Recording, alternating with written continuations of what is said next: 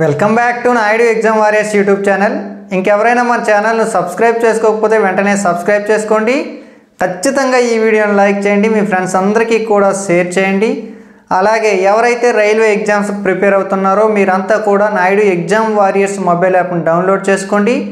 మన Naidu exam warriors mobile యాప్లో అద్భుతమైనటువంటి జనరల్ సైన్స్ కంటెంట్, అలాగే అథమెటిక్ సంబంధించి అలాగే రీజనింగ్ సంబంధించి కూడా అద్భుతమైనటువంటి కంటెంట్ ఉంది. ప్రతి ఒక్కరూ కూడా సద్వినియోగం చేసుకోండి. అలాగే జీకే కూడా అద్భుతమైనటువంటి కంటెంట్ మన యాప్లో ఉంది. ఓకే, అయితే ఆర్ఆర్బి ఏఎల్పి ఎగ్జామినేషన్కి సంబంధించి ఈ రోజు నుండి సిబిటి 1 ఎగ్జామ్స్ అయితే దేశవ్యాప్తంగా జరుగుతున్నాయి. ఆల్రెడీ సెంటర్ రివ్యూ కూడా చేయడం జరిగింది, మీరంతా కూడా చూసే ఉంటారు.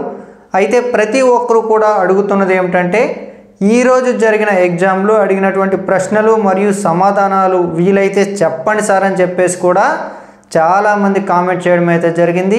వాళ్ళందరినీ కూడా దృష్టిలో పెట్టుకొని నేను కొన్ని క్వశ్చన్స్ని అయితే కలెక్ట్ చేయడం జరిగింది. ఇవి యాక్యురేట్గా రైట్ అనే నేను అనుకుంటున్నా. చిన్న చిన్న పొరపాట్లున్నా, చిన్న అంటే రాంగ్ ఇన్ఫర్మేషన్ ఎవరైనా ఇచ్చినా కానీ నేనేం చేయలేను. నేను సేకరించినటువంటి నేను నమ్మినంత వరకు ఎగ్జామ్లో అడిగిన ప్రశ్నలనే నేను భావిస్తున్నాను. సరే చూద్దాం. క్వశ్చన్ నెంబర్ 1 చూద్దాం. 1 ఇంచీ కంట ఎన్ని సెంటీమీటర్లు ఉంటాయని అయితే అడగడం జరిగిందని. అంటే 1 inch equals to how many centimeters అని అయితే అడగడం జరిగింది. 1 ఇంచ్ అండి.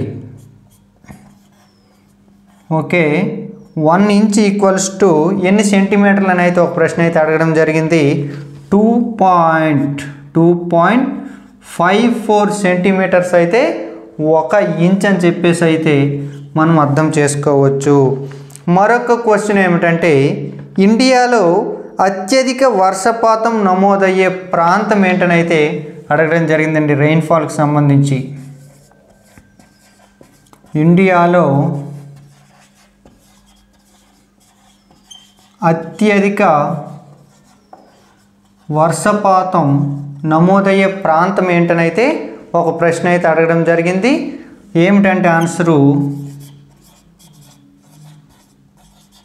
మాసిన్రామ్ అండి. ఏమిటి?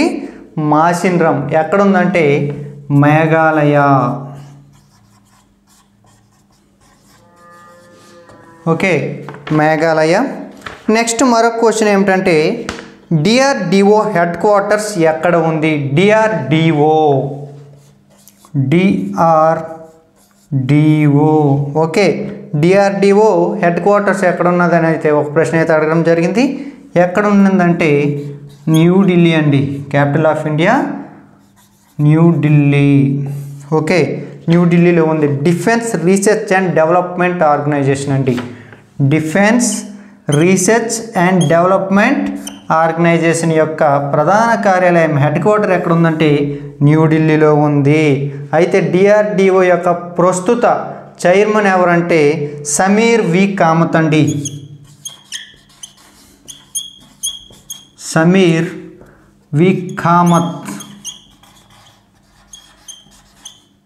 ఓకే, సమీర్ వి కామత్ వచ్చేసి డిఆర్డిఓ ప్రస్తుత చైర్మన్. డిఆర్డిఓ అంటే డిఫెన్స్ రీసెర్చ్ డెవలప్మెంట్ ఆర్గనైజేషన్ అండి. దీని యొక్క ప్రధాన కార్యాలయం ఎక్కడుందంటే న్యూఢిల్లీలో ఉంది. Okay, clear. నెక్స్ట్ మరొక క్వశ్చన్ ఏమిటంటే, ఆర్టికల్ 39A ఎందులో ఉందని అయితే ఒక ప్రశ్న అడిగారండి. అంటే కొద్దిగా డిఫరెంట్గా చెప్తున్నారు. ఆర్టికల్ 38 అని కొంతమంది, 39 అని కొంతమంది, 39A అని కొంతమంది. ఏదేమైనప్పటికీ కూడా ఇవన్నీ కూడా ఎక్కడున్నాయంటే డిపిఎస్పి అండి. డిపిఎస్పి. ఓకే, 39A ఎక్కడుంది? డిపిఎస్పిలో ఉంది. డిపిఎస్పి అంటే directive principle of state policy. Directive principle of state policy అనేది మనకి ఇందులో భాగంగా ఆదేశిక సూత్రాలను అయితే పిలవడం జరుగుతుంది. 39A అండి. ఆర్టికల్ 36 నుంచి ప్రారంభమయ్యేవన్నీ కూడా ఆదేశిక సూత్రాలుగా అయితే మనము భావించవచ్చు. 51 వరకు కూడా ఇవన్నీ కూడా ఆదేశిక సూత్రాలే. కంప్లీట్గా ఆర్టికల్స్, భాగాలు, షెడ్యూల్కి సంబంధించి మన Naidu exam warriors Naidu exam warriors YouTube ఛానల్లో క్లాస్ ఉంది. ఇంపార్టెంట్ ఆర్టికల్స్ అని కూడా చెప్పేసి ఒక క్లాస్ చేశాను, అది చూడండి, ఖచ్చితంగా ఒక మార్క్ అయితే రావడం జరుగుతుంది. మరొక క్వశ్చన్ చూద్దాం. ప్లమ్ పుడ్డింగ్ నమూనా వివరించిన శాస్త్రవేత్త ఎవరు? ప్లమ్ పుడ్డింగ్ నమూనా అండి, క్లాత్ కావాలి. ప్లమ్ పుడ్డింగ్ నమూనా, ప్లమ్ పుడ్డింగ్ నమూనా, దీన్నే మనం వాటర్ మిలాన్ నమూనా అని పిలుస్తాము, లేదా పుచ్చకాయ నమూనా అని కూడా పిలుస్తామండి.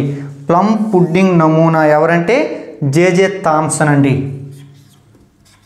J J Thomson. Okay, Christmas pudding నమూనా అని కూడా పిలవడం జరుగుతుంది, క్రిస్మస్ పుడ్డింగ్ నమూనా అని కూడా పిలవడం జరుగుతుందండి. నెక్స్ట్ స్నెల్ నియమంకి సంబంధించి ఏదో ఒక ప్రశ్న అడిగారంట, స్నెల్ నియమం. ఓకే చూడండి, కనిపిస్తుందో లేదో, స్నెల్ నియమంకి సంబంధించి ఒక ప్రశ్న అయితే అడగడం జరిగిందండి. స్నెల్ నియమం వచ్చేసి mu equals to sin I by sin small r. Okay, next coal ప్రొడక్షన్లో ప్రపంచంలో మొదటి స్థానం గల దేశం ఏంటనైతే ఒక ప్రశ్న అయితే అడగడం జరిగిందండి. Coal production. ఓకే, కోల్ ప్రొడక్షన్లో మొదటి దేశం ఏంటంటే చైనా అండి.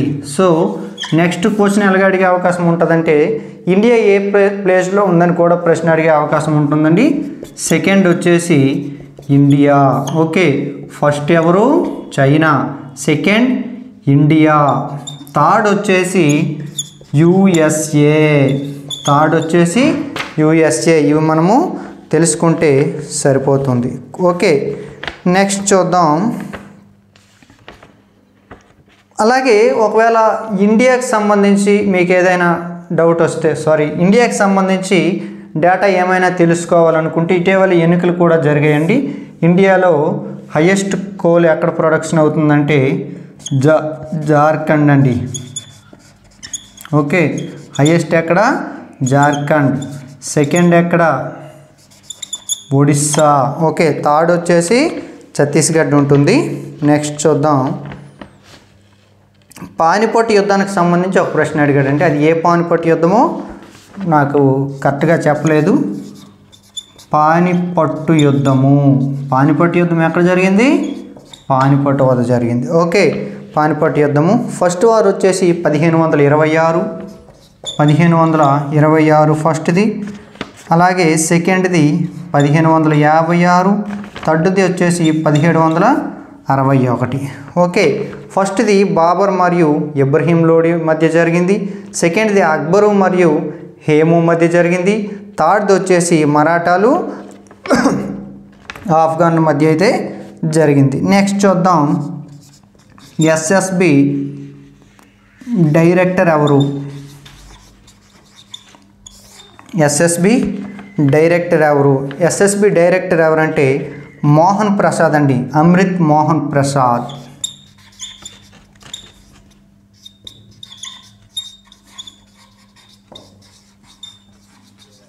ఓకే, ఎస్ఎస్బి డైరెక్టర్ ఎవరు?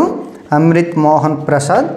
అలాగే కెమిస్ట్రీకి సంబంధించి యాసెస్ బేసిస్ నుంచి అయితే ఒక ప్రశ్న అయితే అడగడం జరిగిందంట, అంటే pH value related.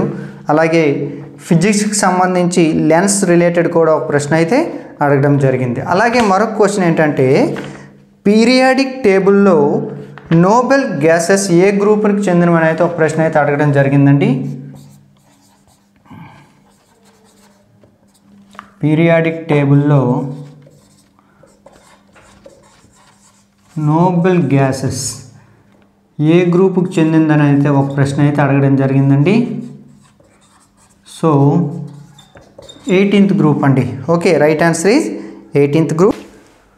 Next question ఏమిటంటే G20 2025 అంటే నెక్స్ట్ ఇయర్ G20 సమావేశము ఏ దేశంలో జరగబోతుంది అని అయితే ఒక ప్రశ్న అయితే అడగడం జరిగిందండి. G20, okay, group of 20 countries, G20 summit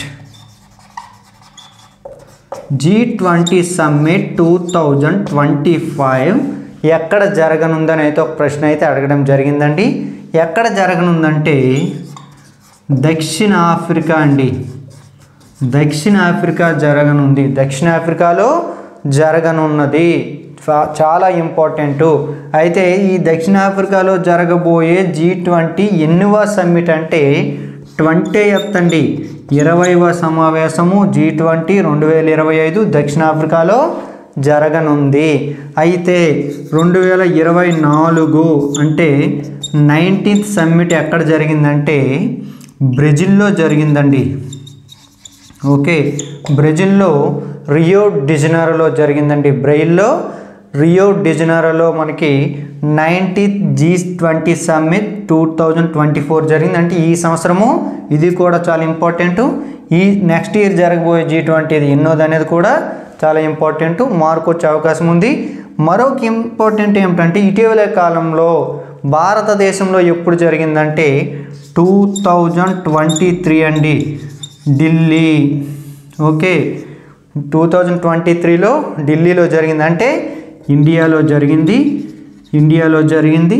18th G20 summit అండి. 18th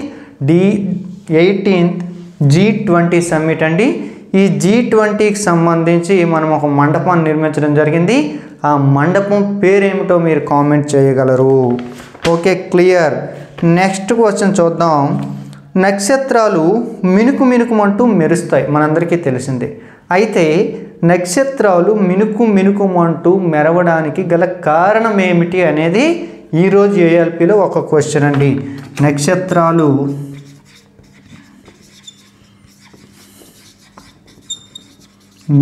మినుకు మెరవడానికి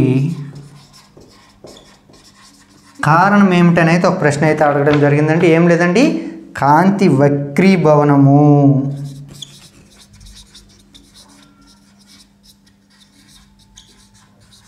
ఓకే, కాంతి వక్రీభవనం కారణంగా నక్షత్రాలు అయితే మినుకుమని మెరవడం జరుగుతుంది. నెక్స్ట్ చూద్దాం. Who is cabinet secretary of India? జీకేలో అడిగాడండి. Who is cabinet secretary, cabinet కార్యదర్శి ఎవరని అయితే ఒక ప్రశ్న అయితే అడగడం జరిగిందండి. ఎవరంటే T V Somanathan. Okay, T V Somanathan. అయితే ఈరోజు జరిగినటువంటి ఆర్ఆర్బి ఏఎల్పి ఎగ్జామినేషన్లో అడిగినటువంటి ప్రశ్నలు మరియు సమాధానాలు మనము సేకరించినంత వరకు నాకు తెలిసినంత వరకు కూడా యాక్యురేట్గానే సేకరించాను. ఏవైనా చిన్న పొరపాట్లు ఉంటే క్షమించండి. అయితే ఈ క్వశ్చన్స్ని మళ్ళీ చదివేదానికంటే ఈ క్వశ్చన్స్ రిలేటెడ్గా ఉన్నటువంటి మ్యాటర్ అంతటినీ కూడా మీరు మీ ఫ్రెండ్స్తో కానీ లేదా మీ సార్స్తో కానీ డిస్కస్ చేసి ఇంకొంత ఎక్కువ మ్యాటర్ నేర్చుకొని అయితే మీరు ఎగ్జామ్కి వెళ్ళండి. 100% మీ అందరికీ కూడా చాలా హెల్ప్ఫుల్ అవుతుంది. నెక్స్ట్ షిఫ్ట్లో ఇంకా ఎక్కువ క్వశ్చన్స్ మీ ముందుకు పట్టుకురావడానికి నా ప్రయత్నం చేస్తాను. నా ప్రయత్నం విజయవంతంగా ముందుకు వెళ్ళాలంటే మీ సహకారం చాలా వరకు అవసరమవుతుంది. మీరు చేయాల్సిందల్లా మన ఛానల్ను సబ్స్క్రైబ్ చేసుకోండి. ఈ వీడియోని మీ ఫ్రెండ్స్ అందరికీ కూడా షేర్ చేయండి. ఎవరైతే ఎగ్జామ్ రాస్తున్నారో వాళ్ళందరూ కూడా ఈ వీడియోని చూడాలి. ప్రతి ఒక్కరు కూడా నా కోసం ఒక్క లైక్ చేయడం అయితే మర్చిపోవద్దు. I wish you all the best and thank you one and all.